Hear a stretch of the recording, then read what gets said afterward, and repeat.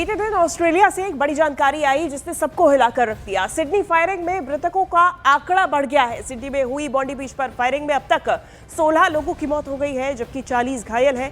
कल यहूदियों के त्योहार के वक्त यह फायरिंग हुई थी, जिसमें हथियार बंद 2 आतंकियों ने अंधाधुंध फायरिंग की थी और इसके बाद मौके पर हड़कंप मच गया था। ये पूरा मामला यहूदियों के त्योहार हनुका का पहला दिन था, जो कि सिडनी के बॉन्डी बीच पर मनाया जा रहा था। इस दौरान कार्यक्रम में 2000 से ज्यादा लोग मौजूद थे और इसी दौरान 2 हमलावरों ने सिडनी बीच पर पहुंचकर बॉन्डी बीच पर पहुंचकर एक फ्लाईओवर है, वॉकओवर है, जो कि पार्किंग से बीच को कनेक्ट करता है, वहीं पर खड़े होकर अंधाधुंध फायरिंग कर दी और करीबन 50 राउंड फायरिंग के बाद कई लोगों के मारे जाने की खबर है। अब तक ये आंकड़ा बढ़ के 16 हो चुका है। 16 लोगों की मौत की पुष्टि हो चुकी है, जिसके बाद दोनों ही आरोपियों को पकड़ा गया है। सिडनी ऑस्ट्रेलिया से ये तस्वीरें आई कल करीबन दोपहर में। ये पूरी जानकारी सामने आई, ये घटना सामने आई, जहां लंबे रेस्क्यू ऑपरेशन के बाद में इन हमलावरों को गिरफ्तार किया गया। कल यहूदियों के त्योहार के वक्त ये फायरिंग की गई थी। हथियारबंद 2 आतंकियों ने अंधाधुंध फायरिंग की थी, जिसके बाद पूरे इलाके में हड़कंप मच गया है। Oh my God. तो 2 तस्वीरें आपको दिखा रहे हैं। ये देखिए, ये 2 आतंकियों की पहचान हुई जो कि अंधाधुंध फायरिंग करते हुए नजर आ रहे थे। ये नवीद अकरम है, जिसकी पहचान उसके पासपोर्ट से हुई है, और दूसरे आतंकी की भी आपको तस्वीरें दिखा रहे हैं। काले कपड़े में दोनों ही मौजूद थे।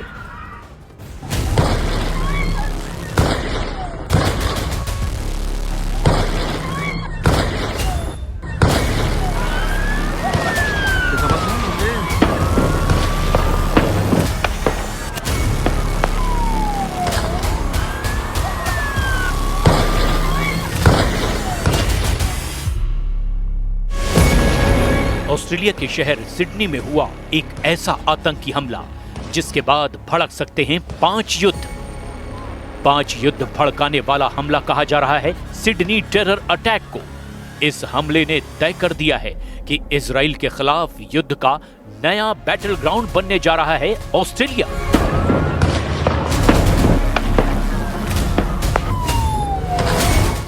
सात अक्टूबर 2023 को इजराइल पर हमास के हमले के बाद अब ठीक 2 साल बाद 14 दिसंबर 2025 को यहूदी लोगों को टारगेट पर लेकर किया गया सबसे बड़ा हमला है।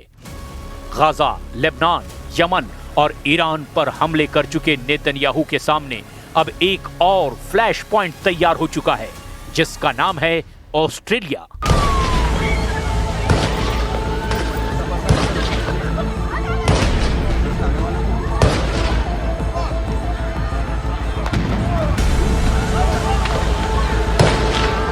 सिडनी में समंदर के किनारे हुए हमले ने पूरी दुनिया के होश उड़ा दिए।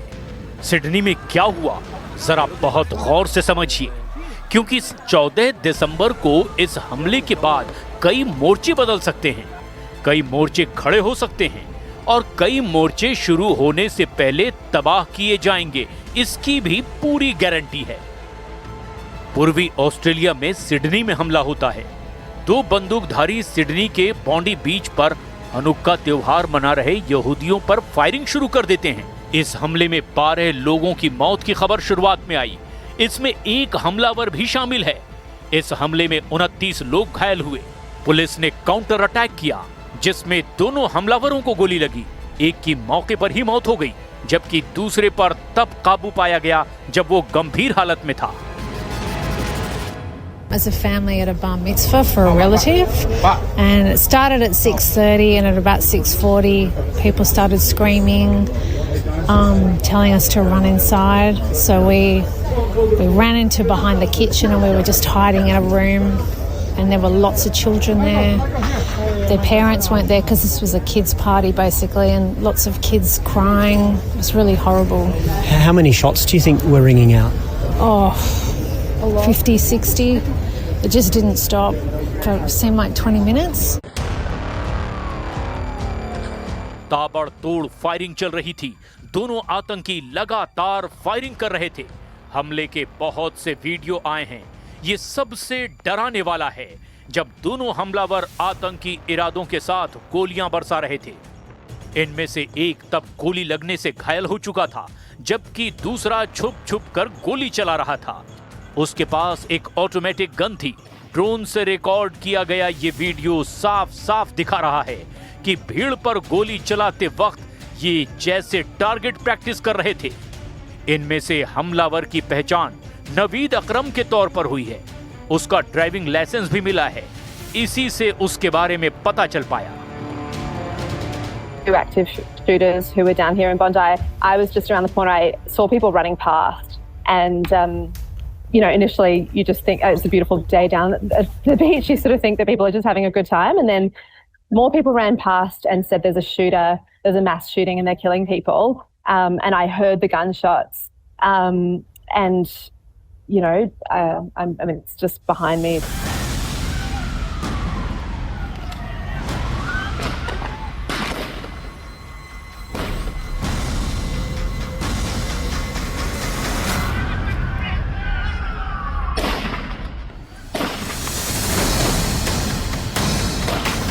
इस हमले ने दुनिया के सबसे सुरक्षित देशों में से एक यानी ऑस्ट्रेलिया को झकझोर कर रख दिया।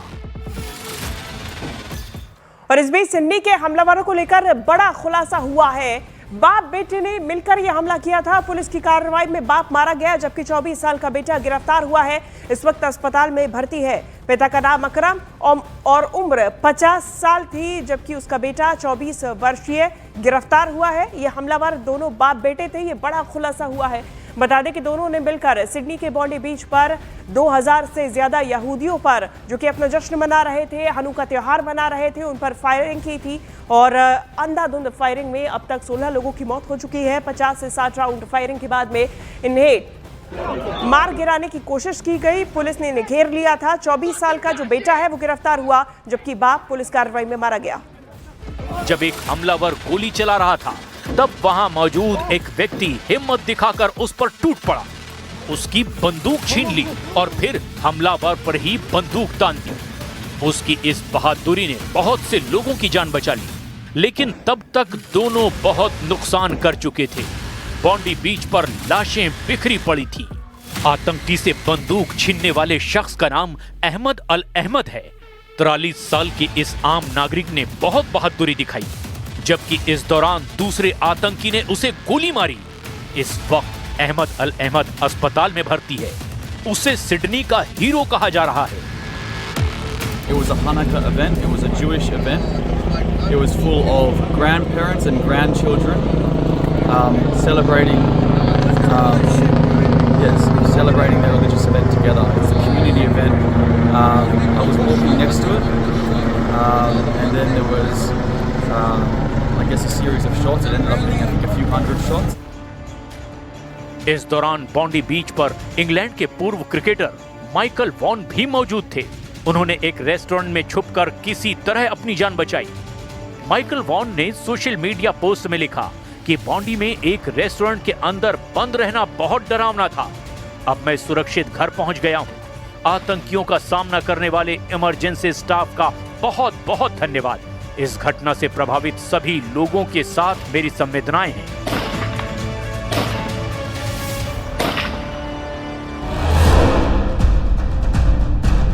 ऑस्ट्रेलिया के प्रधानमंत्री एंथनी अल्बनीज भी तनाव में आ गए कि आखिर सबसे सुरक्षित देशों में गिने जाने वाले ऑस्ट्रेलिया में कैसे ये आतंकी हमला अंजाम दिया गया।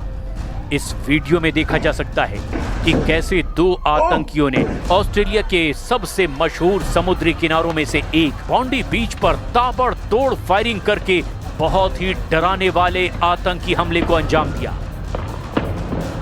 An attack on Jewish Australians is an attack on every Australian, and every Australian tonight will be, like me, devastated on this attack on our way of life. There is no place for this hate, violence and terrorism in our nation. पूरी दुनिया ने 2 साल तक Gaza में Israel के हमले देखे। Hamas को खत्म करने के लिए की गई इस बमबारी में 70,000 से ज्यादा लोगों की मौत हुई, जिनमें 25,000 तो सिर्फ बच्चे थे। लेकिन गाजा के युद्ध के बाद इजराइल के बाहर यहूदियों के खिलाफ हिंसा भी बढ़ी और ऑस्ट्रेलिया में हुआ ये आतंकी हमला इसका सबसे बड़ा और ताजा सबूत है। और सिडनी हमले के बाद ऑस्ट्रेलिया पर भड़के नेतन्याहू का भी बयान सामने आया है। इजरायली पीएम बेंजामिन नेतन्याहू की तरफ से सिडनी हमले की निंदा की गई है। हालांकि नेतन्याहू ने कहा कि ऑस्ट्रेलिया की नीतियों ने आग में घी डाला है। नेतन्याहू ने कहा कि यहूदी विरोधी भावना एक कैंसर की तरह है। 4 महीने पहले ही ऑस्ट्रेलिया को इसके लिए आगाह किया था। नेतन्याहू की तरफ से ये बयान सामने आया है। नेतन्याहू ने कहा कि 4 महीने पहले ही आगाह किया गया था। बता दें कि ऑस्ट्रेलिया के सिडनी, जो कि कैनबेरा के पास है, राजधानी कैनबेरा के एकदम लगा हुआ इलाका है। सिडनी में फायरिंग के बाद अब तक 16 लोगों की मौत हो चुकी है। ये पूरा मामला तब सामने आया जब 14 दिसंबर, जो कि हनुका का जो त्योहार होता है यहूदियों का, उसका पहला दिन मनाया जा रहा था। और इसके लिए करीबन 2000 लोग बॉन्डी बीच, जो सिडनी का बॉन्डी बीच है, मशहूर बॉन्डी बीच है, वहाँ पर इकट्ठा हुए थे। वहाँ पे ये त्योहार मना रहे थे और इसी दौरान यहूदियों को टारगेट करते हुए ये किलिंग की गई।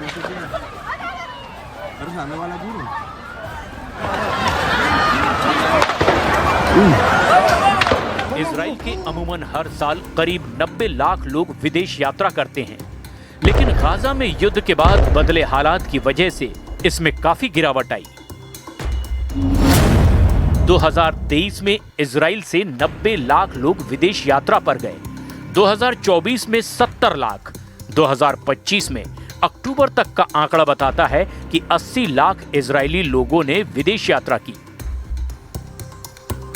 ऑस्ट्रेलिया भी इजरायली पर्यटकों के लिए एक बड़ा डेस्टिनेशन कहा जाता है और अब 14 दिसंबर को जो यहां हुआ आतंकी हमले ने विदेशों में उनकी सुरक्षा को लेकर कई सवाल खड़े करने शुरू कर दिए हैं। Our police and security agencies are working to determine anyone associated with this outrage. Our agencies will provide you with factual updates as quickly as possible as they continue to emerge. Israeli नागरिक ज्यादातर Europe की यात्रा करते हैं, जिनमें Greece, Cyprus, Italy, Hungary, तुर्की और Spain उनके पसंदीदा जगहों में शामिल हैं। वहीं अमेरिका भी बड़ी तादाद में इजरायली नागरिक जाते हैं। एशिया में इजरायली टूरिस्ट सबसे ज्यादा थाईलैंड जाते हैं। 2023 में दुनिया भर में यहूदियों के खिलाफ हिंसा की 85 घटनाएं हुई। 2024 में ये तादाद 106 तक पहुंच गई और अब 2025 में भी तेजी से घटनाएं बढ़ी हैं। ऐसे में ऑस्ट्रेलिया के सिडनी में हुए आतंकी हमले ने अब इजराइल की टेंशन और ज्यादा बढ़ा दी है। Our sisters and brothers in Sydney, Australia, have been attacked by vile terrorists in a very cruel attack on Jews who went to light the first candle of Hanukkah on Bondi Beach. Our heart goes out to them. Our heart misses a beat. The entire nation of Israel misses a beat in this very moment as we pray for the recovery of the wounded. We pray for them and we pray for those who've lost their lives. 14 दिसंबर को हुए इस हमले ने बहुत से देशों के लिए खतरे की घंटी बजा दी है। ऑस्ट्रेलिया इसे रोकने में नाकाम साबित हुआ, लेकिन ऐसे ही हमले अब वहां होने का खतरा है जहां इजरायली पर्यटकों का आना जाना रहता है। कुल मिलाकर इजराइल और खासकर बेंजामिन नेतन्याहू के लिए ये एक और फ्रंट तैयार हो चुका है और इसका मुकाबला करना हमास और हिजबुल्लाह से भी ज्यादा खतरनाक साबित होगा। इसका ट्रेलर ऑस्ट्रेलिया में दिख चुका है।